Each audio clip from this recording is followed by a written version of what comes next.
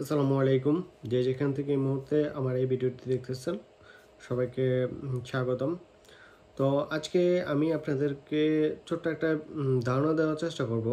জাপানে যারা আসতে চাচ্ছেন, চিন্তা ভাবনা করতেছেন আপনারা কোন ভিসায় আসবেন, কোন ভিসায় আসলে আপনাদের কেরিয়ার ভালো হবে, সেটা স্টুডেন্ট ভিসায় আসবেন নাকি জব ভিসায় আসবেন, এই দুইটার মধ্যে অনেকে দ্বিধাদ্বন্দ্ব থাকে।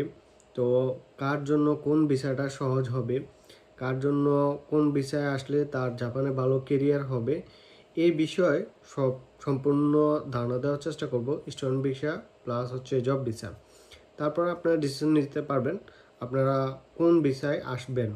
সেটা আপনার ডিসিশন এবং সব কিছু আপনার সিদ্ধান্ত নিতে আমার মনে হয় একটু সহজ হবে।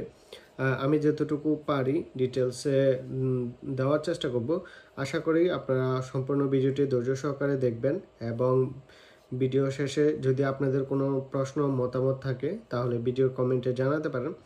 সেই হিসাবে আপনাদেরকে যদি ছোট অ্যান্সার হয় তাহলে লিখে দিব, আর যদি বড় কোনো ডিটেলসে করতে হয় তাহলে ভিডিও আকারে আপনাদের এরকম অ্যান্সারটা দেওয়ার চেষ্টা করব। তো আপনাদেরকে একটা রিকোয়েস্ট, আপনারা যারা নতুন ভিউয়ার্স আছেন, যারা এখনও আমার চ্যানেল সাবস্ক্রাইব করেন নাই বা ফেসবুক থেকে যারা দেখতেছেন এখনও যারা ফলো করেন নাই, প্লিজ ফলো দিয়ে রাখবেন। জাপানের টুকটাক বিভিন্ন বিষয় নিয়ে আমি অনেক ভিডিও করি, চাইলে আমার চ্যানেল ঘুরেও দেখে আসতে পারেন। তো চলুন আমি শুরু করি। তো প্রথমে শুরু করি হচ্ছে স্টুডেন্ট ভিসা নিয়ে। স্টুডেন্ট ভিসায় আপনার সেশন অনুযায়ী একটা বছরে 4টা সেশন হয়। একটা হচ্ছে এপ্রিল, জুলাই, আগস্ট, আর হচ্ছে একটা হচ্ছে জানুয়ারি। তো যে কোনো একটা সেশনে আপনি আসতে পারবেন। তো স্টুডেন্ট ভিসায় আসতে আপনার টাকা প্রায় আপনার 13 লাখ ইয়েনের মতো এভারেজ খরচ হয়ে যাবে। তারপর হচ্ছে আপনি N5 জেএলপিটি এবং মাস্ট পাস করতে হবে। সেটার জন্য আপনার সময় লাগতে পারে 3 মাসের মতো। এবং বলা যায় যে একটা স্টুডেন্ট ভিসা টোটালি প্রসেস করতে আপনার টাইম লাগতে পারে 7-8 মাসের মতো। যদি কারো কোনো সেশন মিস হয়ে যায় তাহলে টাইমটা আরও বেশি লাগে আর কি। তো সর্বোচ্চ আপনার একটা প্রিপারেশন, খুব ভালোভাবে প্রিপারেশন নিলে আপনি 7-8 মাসের মধ্যে আপনি টোটালি যে কোনো 2টা সেশন চলে যাবে, যে কোনো একটা সেশন আপনি ধরতে পারবেন। এ হচ্ছে স্টুডেন্ট ভিসা। এবং স্টুডেন্ট ভিসার কেরিয়ার বিষয়টা যদি বলি, তাহলে যদি আপনি যখন জাপান আসবেন তখন স্টুডেন্ট ভিসা কমপ্লিট করার পরে, মানে আপনার ল্যাঙ্গুয়েজ স্কুল কমপ্লিট করার পরে, আপনার যদি বাংলাদেশ থেকে গ্র্যাজুয়েশন করা থাকে তাহলে আপনি সরাসরি এখানে এসে যে কোনো একটা জবে ঢুকতে পারবেন।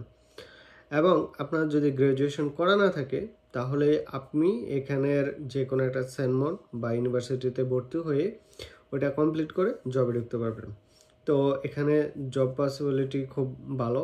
এবং ইন ফিউচার আপনি স্টুডেন্ট ভিসায় যদি কোনো অকারেন্স না করেন তাহলে আপনি অনেক দিন পর্যন্ত চলে এখানে থাকতে পারবেন এবং জাপানের যে পিআর এবং সিটিজেনশিপ সেগুলোর জন্য আবেদন করতে পারবেন। এবার আসেন জব ভিসা। জব ভিসা অনেকগুলো ক্যাটাগরি আছে। নর্মালি আমি সবটাকে একটা ছোট্ট ধারণা দেওয়ার চেষ্টা করব। তো জব ভিসার যে ক্যাটাগরিগুলো সব প্রায় কাছাকাছি। আপনাকে নর্মালি N4 কমপ্লিট করতে হবে, যেটা ধরুন কি বাংলাদেশের থেকে N4 কমপ্লিট করা একটু টাফ। তারপরও পড়ালেখা করতে হয়। তারপরে হচ্ছে আপনার টাকার বিষয়টা নিয়ে, এই N4টা কমপ্লিট করতে আপনার এটা আপনার নিজের উপর, কারো 6 মাস লাগে আবার কারো 1 বছরও লেগে যায়। এবং এটার উপর আপনার সার্টিফিকেট লাগবে মাস্ট। ঠিক আছে, স্টুডেন্ট ভিসা আগে সার্টিফিকেট রিকোয়ারমেন্ট ছিল না বা বাধ্যবাধকতা ছিল না, ইদানিং এটা সব জায়গায় লাগে, বাট ওই জাপান ইমিগ্রেশন থেকে ওটার কোনো রিকোয়ারমেন্ট নেই আর কি। তো এ হচ্ছে জব ভিসা, আপনার সার্টিফিকেট বাধ্যতামূলক। এবং আপনাকে যে জব ভিসায় আসবেন সেজন্য আপনাকে বিভিন্ন কোম্পানিতে ইন্টারভিউ দিতে হবে। এবং জব ভিসাটার জন্য একটু টাইম লাগে যায়। নর্মালি আপনার শুরু থেকে আপনার জব ভিসা আসা পর্যন্ত প্রায় আপনাকে 1 থেকে 1.5 বছরের মতো ওয়েট করতে হয়। এবং টাকার বিষয় যেটা, সেটা হচ্ছে আপনি যার মধ্যে প্রসেস করবেন উনি আপনার থেকে জানিবে তাই। তেমনি যদি আপনার এমনি জাপান ইমিগ্রেশন বা যে কোনো জায়গায় কোম্পানি আপনাকে জব দিবে সেই হিসাবে আপনার থেকে কোনো টাকা নেয় না। কোনো ওয়ার্ক পারমিট বাইর হইতেও কোনো টাকা লাগে না, আপনার ভিসা বাইর হইতেও কোনো টাকা লাগে না। হ্যাঁ, আপনি কোথাও ইন্টারভিউ দিবেন, কাগজপত্র প্রসেস করবেন, এটার জন্য সম্ভবত সিও আবেদন করতে হয়তো অল্প কিছু টাকা খরচ হয়। তো এই হচ্ছে বিষয় আর কি, এর বেশি না। তাও অল্প কিছু বলতে আপনার সর্বোচ্চ হচ্ছে 20-25 হাজারের ইয়েনের মতো খরচ হয় সম্ভবত, আমি সঠিক জানি না, তবে নাও লাগতে পারে আর কি, এই বিষয়টা আমার ধারণা নেই। তো জব ভিসার ক্ষেত্রে হচ্ছে আপনার যে আবেদন করবে সে আপনার যে এজেন্সি তার ফি ওইভাবে সে যত নেয় সেটা আর কি, ওই ইমিগ্রেশন থেকে কোনো টাকা নেই, এই হচ্ছে বিষয়। আর জব ভিসার ক্ষেত্রে যেটা ইন্টারন্যাশনাল জব ভিসা, সেটার ক্ষেত্রে আপনার দেখা গেলো এখানে আসার পরে অনেক দিন একটা কোম্পানিতে কাজ করতে হয়, দেখা গেলো যে আপনি জাপানের কালচার বা বিভিন্ন লোক চিনা জানা হতেও একটা টাইম লাগে, সেই হিসাবে যদি কোনো খারাপ লোকের সাথে আপনার কাজ পড়ে যায় তাহলে একটা হেজিটেশনের মধ্যে প্রবলেমে পড়ে যায় আর কি, কাজ করতে তো ভালো লাগে না।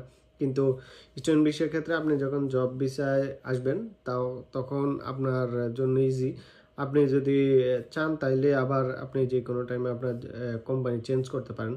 কিন্তু বাংলাদেশ থেকে যারা সরাসরি জব ভিসা আসে তাদের জন্য একটু প্রবলেম পড়ে যায়, কারণ হচ্ছে তাদের মূল প্রবলেম হচ্ছে ভাষাগত প্রবলেম।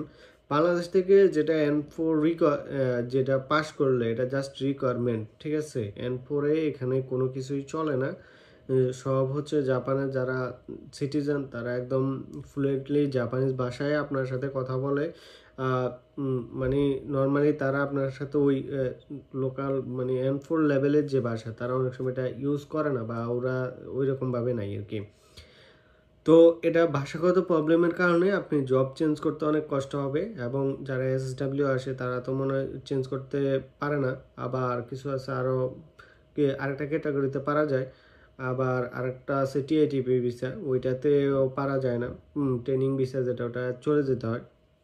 তো ভাষা আপনার যত ভালো হবে তখন আপনি জাপানের যত সুযোগ সুবিধা আছে সকল কিছু নিতে পারবেন। এবং আরেকটা বিষয় হচ্ছে জব ভিসায় আসলে আপনার যদি গ্র্যাজুয়েশন কমপ্লিট করা থাকে তাহলে ইন ফিউচার আপনি অনেক কিছুতে ভালো আগে যেতে পারবেন।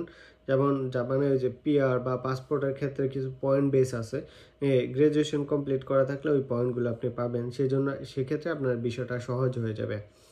তো এই হচ্ছে বিষয়, ছোট্ট একটা ধারণা দেওয়ার চেষ্টা করছি। তো আশা করছি কিছুটা বুঝছেন।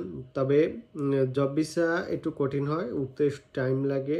তারপরে হচ্ছে আপনার জব ভিসা বাংলাদেশ থেকে এখনও এত অ্যাভেলেবেল হয় নাই।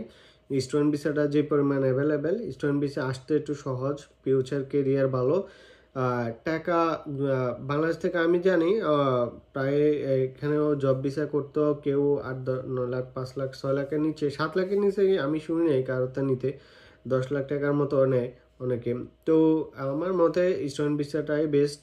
আর যারা জব ভিসা আসতে চান তারা আসতে পারেন, কোনো প্রবলেম নাই। আসলে এখানে থাকে আপনার ভাষাগত আপডেট হবে, জাপানিজ কালচার বুঝবেন, লোক বুঝবেন, পরবর্তীতে আপনাদের ভালো কেরিয়ার হবে। তবে জব ভিসার ক্ষেত্রে একটু টাইম লাগবে, এবং যে বিষয়টা সেটা আপনাকে ম্যানেজ করে নিতে হবে। যদি কোনো খারাপ লোকের সাথে আপনার কাজ পড়ে সেটা আপনাকে ম্যানেজ করে নিতে হবে, এই হচ্ছে বিষয়।